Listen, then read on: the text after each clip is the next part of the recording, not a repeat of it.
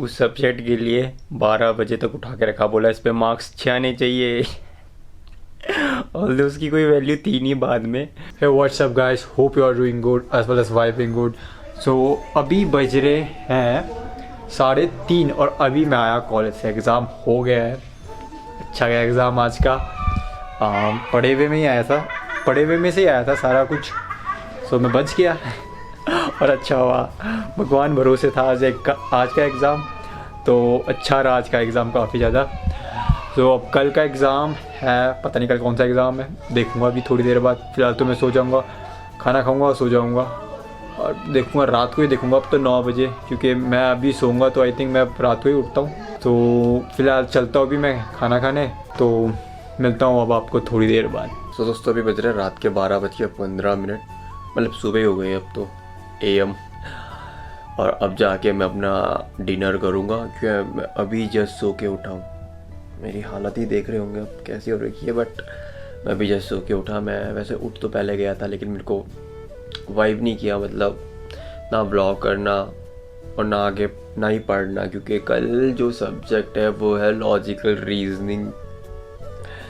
अब मैंने सोचा इस पर क्या ही पढ़ना है, तो यार मेरे को ना वाइब नहीं किया कुछ।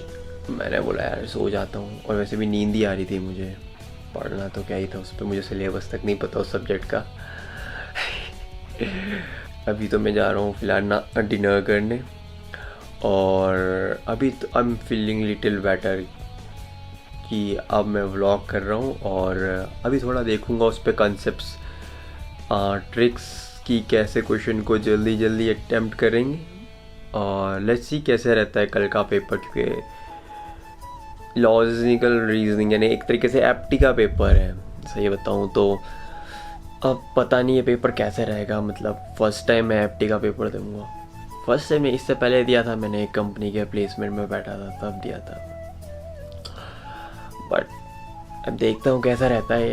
एस पे logical reasoning and English 2 part में डिवाइड किया गया इसे। तो लेट्स सी कैसा रहता है, इसे रहेगा मेरा कल का exam.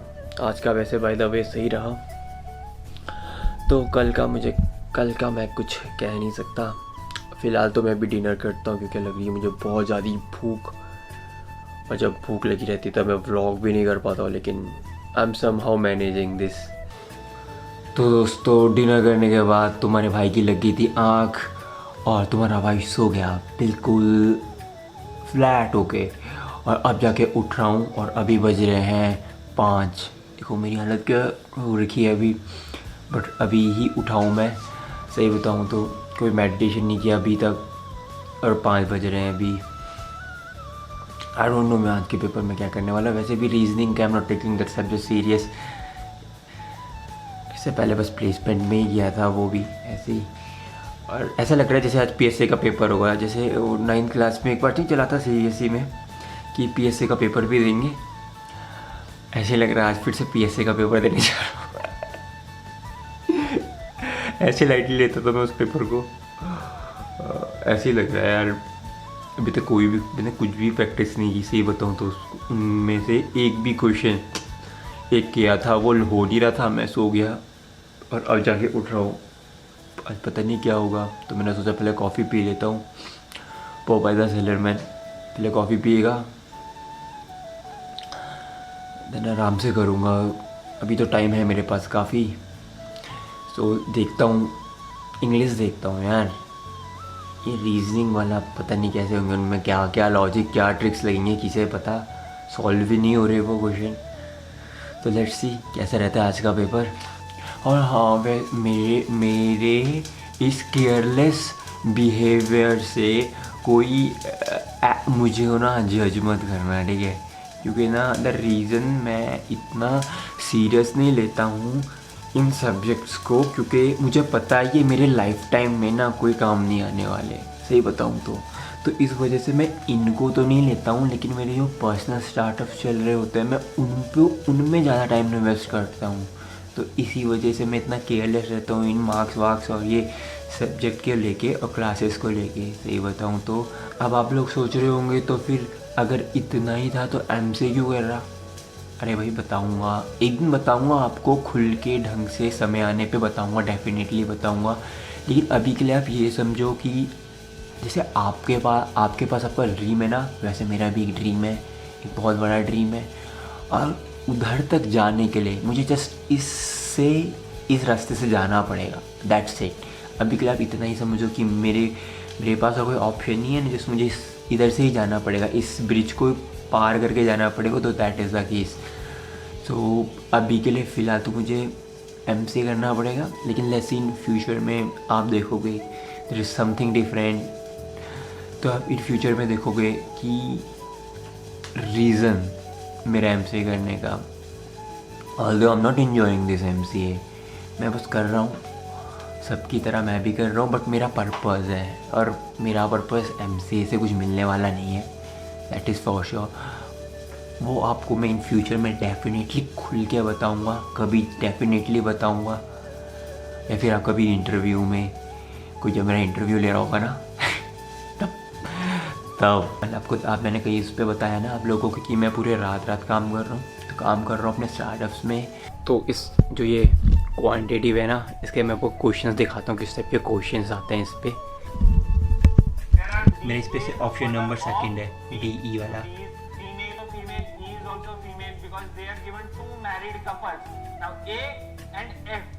For A and F, they are not mentioned whether they are married couple or anything like that. So we have to take that they are not married. One married couple we know. So the other married couple has to be the grandfather and grandmother. That is D and E. So this is the answer. And so तुम्हारे भाई का ये वाला answer हो गया है सही, और तुम्हारा भाई हो गया खुश, क्योंकि तुम्हारे भाई का ये वाला टॉपिक हो गया कंप्लीट, कॉन्कर्ड। ऐसा वाला लग रहा है जैसा कॉन्कर्ड समथिंग। क्या क्वेश्चन है इस पे, लेकिन देखते हैं आज पीएसए का पेपर कैसा जाता है। वैसे पीएसए के पेपर से मेरी एक स्टोरी रिलेटेड है। जब 9th क्लास में हमारे पास पीएसए आया था, तो ये तो मैंडेटरी था कि सबने अटैम्प्ट करना था पीएसए का पेपर। तो ना मेरी मम्मी ने मुझे ज़बरदस्ती मुझे उस सब्जेक्ट के लिए 12 बजे तक उठा के रखा, बोला इस पे मार्क्स 6 आने चाहिए। और उसकी कोई वैल्यू थी नहीं, बाद में पीएसए हटा दिया गया, लेकिन कसम से पीएसए। और पता है 10th के एग्ज़ाम में, मतलब 10th में मेरा इस पीएसए की वजह से काफ़ी ज़्यादा मार्कशीट में अफेक्ट हुआ। वो इस तरीके से कि हमारे पास आ गया फिर ऑप्शन कि आपको 9th क्लास में जो पीएसए का एग्ज़ाम, या फिर एक और बार कंडक्ट हुआ था उसके बाद, हाँ एक और बार कंडक्ट हुआ था, और उसके बाद उसको बोला गया था कि आपके पास ऑप्शन है, एक फॉर्म भराया गया हमसे, जिस पे हमसे बोला कि तुमको भरना है भैया फॉर्म, और ये देखना है कि तुमने पीएसए के अकॉर्डिंग मार्क्स दोगे या फिर जो क्लास में जो प्रोजेक्ट्स होते हैं। मुझ बेवकूफ़ ने पीएसए में दे दिया, क्योंकि मेरे को एक मैम ने, मेरी क्लास टीचर ने बोला कि भर दो, कि तुम विशाल ऐसा करो कि तुम भरो पीएसए का, ठीक है, कि तुम्हारा पीएसए अच्छा जा रखा होगा। अरे भैया किसका अच्छा, अरे पूरी मार्कशीट में जब देख रहा हूँ मैं, अच्छे खासे मार्क्स हैं सारे, A grade, A+, A1, A2। यार मार्क्स कटे कहाँ हैं, कहाँ सीजी पे कट गई। बाद में पता चला अरे भैया पीएसए का मार्क्स चढ़ा हुआ यार, थर्ड सेम का जो वो होता है ना, 3rd यूनिट टेस्ट। कसम से मैंने बोला भाई गलती ऐसी किस्मत ख़राब थी मेरी। और मैं खुद ही ये सोच रहा था यार नहीं भरना चाहिए मुझे पीएसए, मुझे 3rd यूनिट में टिक करना चाहिए, बट मैम ने बोला कि बेटा तुमको वो भरना चाहिए, तो मैंने वो भरा, और देन ओ भाई उसका जो इम्पैक्ट दिखा मेरे रिज़ल्ट में, प्यारा वाला। उसके बाद तो मैं 2 साल तक सदमे में, मेरा इतना बुरा इफेक्ट है। लेकिन जो भी है फिलहाल ये पीएसए में हम देखते हैं कुछ। खैर इसका इम्पैक्ट तो तभी पड़ेगा जब प्लेसमेंट में, ये बेसिकली प्लेसमेंट के लिए तैयारी करवा रहे हैं अभी से। हाँ मतलब इधर ये चीज़ है कि मतलब पहले से तैयार करने के लिए स्टार्ट कर देते तुम्हें कि भाई तुम्हें जाना है 9 to 5 वाली जॉब, तो तुम्हें पहले से तैयार करेंगे। नौकर बनना है तो कैसे वफ़ादार नौकर बनना है, तो ऐसे वफ़ादार नौकर बनना है भाई। मेरे को तो कोई भी शौक़ नहीं है, फिर भी आज देकर आएंगे हम पेपर ये वाला एफटी का। बस एफटी रीजनिंग डोंट यार, मेरे को समझ नहीं आता है सब्जेक्ट क्या है ये। पीएसए पहले भी ख़राब गया था, अभी भी ख़राब जाने वाला है। आज तो मैं ये भी नहीं कहूँगा भगवान भरोसे, क्योंकि भाई खुद मेहनत तो मैंने की नहीं है इस पे। क्या पढ़े कोई, क्या पढ़े ये, इस पे भी क्या पढ़े, मतलब कोई किसकी माँ है, कौन सा बाप है, टीना का बाप, मीना आपकी क्या लगी फिर ऐसा कोई है ना इस पे बेफिजूल के। अब जो भी है करना पड़ेगा इसे, क्यों आज है एग्ज़ाम तो जाना पड़ेगा। लेकिन आज भला कोर्स नहीं किया मैंने पूरा, लेकिन नींद कितनी पूरी, इतना सुकून मिल रहा है ना। हाय, मेडिटेशन के बाद जो दूसरी सबसे बेस्ट चीज़ जहाँ से वो मिलता है, सुकून मिलता है, दैट इज़ प्रॉपर स्लीप। तो दोस्तों अब जाके वो मेरा पहला चैप्टर कंप्लीट, मतलब ब्लड एंड रिलेशन वाला हो गया है। थोड़ा बहुत मैंने सीटिंग अरेंजमेंट वाला भी देखा है, लेकिन अब मैं करूँगा कोई दूसरा। इंग्लिश में देखता हूँ मैं, इंग्लिश में क्या करेंगे, क्योंकि रीजनिंग में तो मैंने ये सब देख लिए हैं। अब मैं आगे कोई दूसरे क्वेश्चंस देखता हूँ, बनाते हैं जो भी बनता है। लेकिन फ़िलहाल हम लेते हैं कॉफ़ी ब्रेक, क्योंकि मुझे कॉफ़ी चाहिए। और इस व्लॉग को करता हूँ एंड, क्योंकि मुझे करना है अब एडिट, क्योंकि बज गए हैं 7 और 1 घंटा तो ऑलमोस्ट लगेगा, सो दैट मैं 8 बजे तक इस वीडियो को कर पाऊँ लाइव।